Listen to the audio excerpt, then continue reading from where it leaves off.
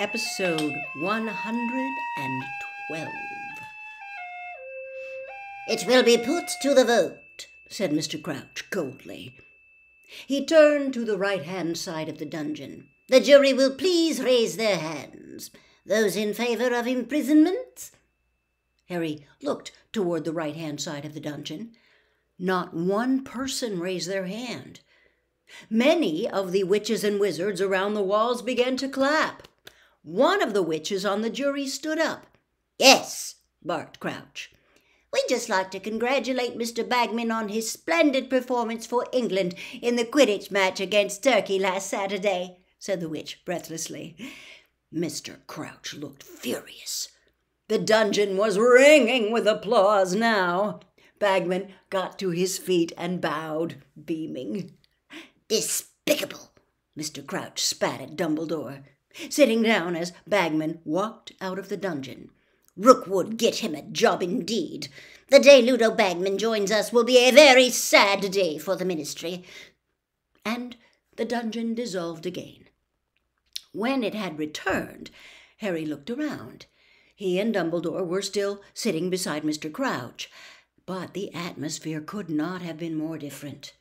There was total silence, broken only by the dry sobs of a frail, wispy-looking witch in the seat next to Mr. Crouch. She was clutching a handkerchief to her mouth with trembling hands.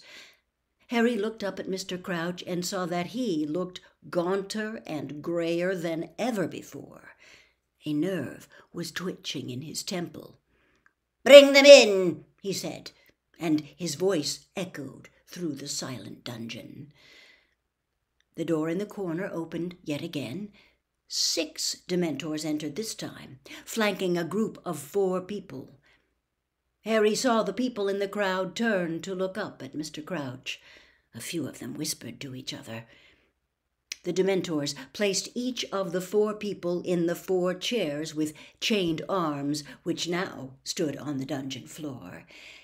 There was a thick-set man who stared blankly up at Mr. Crouch, a thinner, more nervous-looking man whose eyes were darting around the crowd, a woman with thick, shining dark hair and heavily hooded eyes who was sitting in the chain chair as though it were a throne, and a boy in his late teens who looked nothing short of petrified.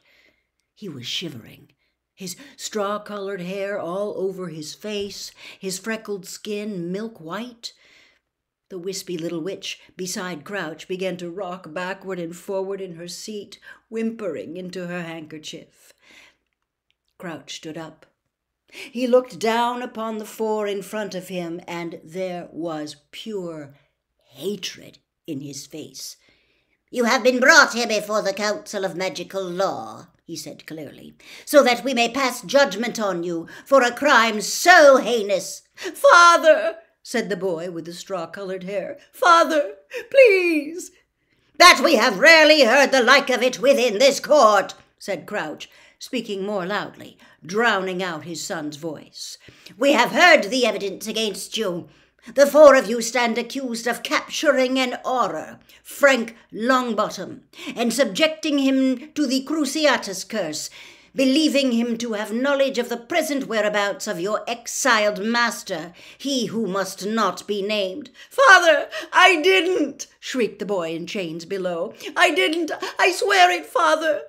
Don't send me back to the Dementors!" "You are further accused," bellowed Mr. Crouch, "of using the Cruciatus curse on Frank Longbottom's wife when he would not give you information.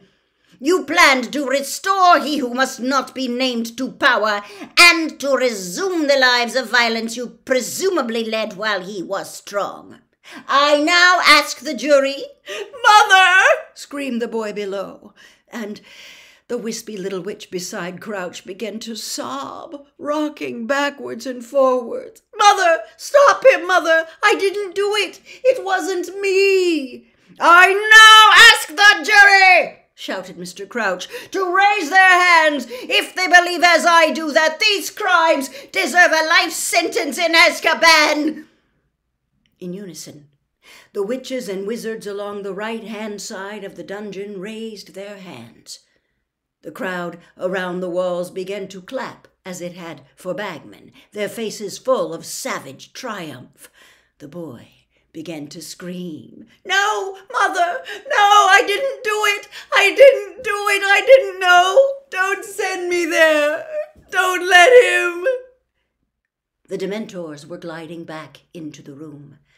The boy's 3 companions rose quietly from their seats.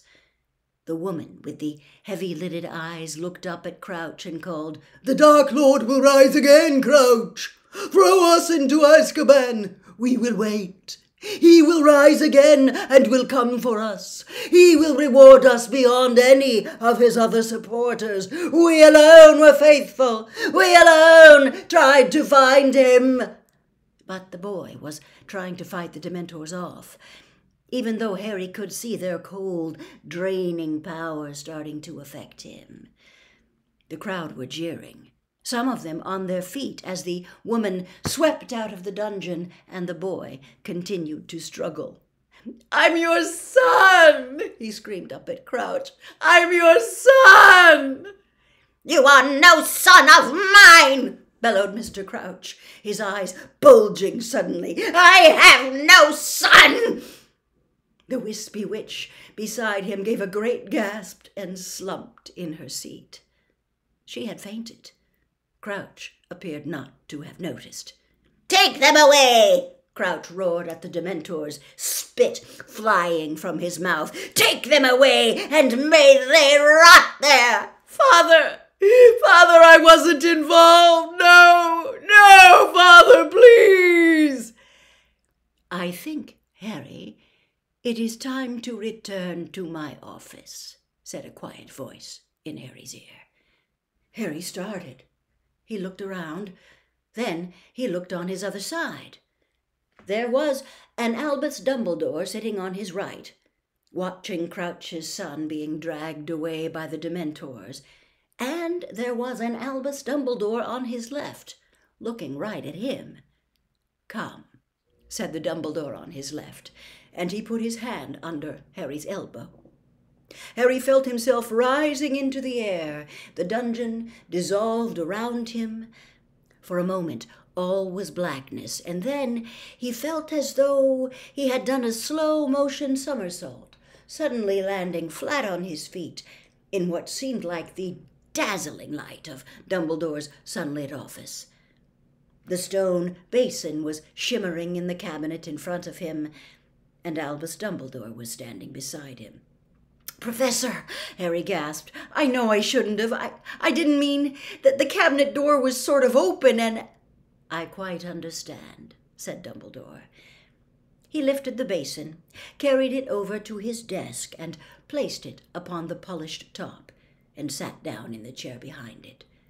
He motioned Harry to sit down opposite him. Harry did so, staring at the stone basin. The contents had returned to their original silvery white state, swirling and rippling beneath his gaze.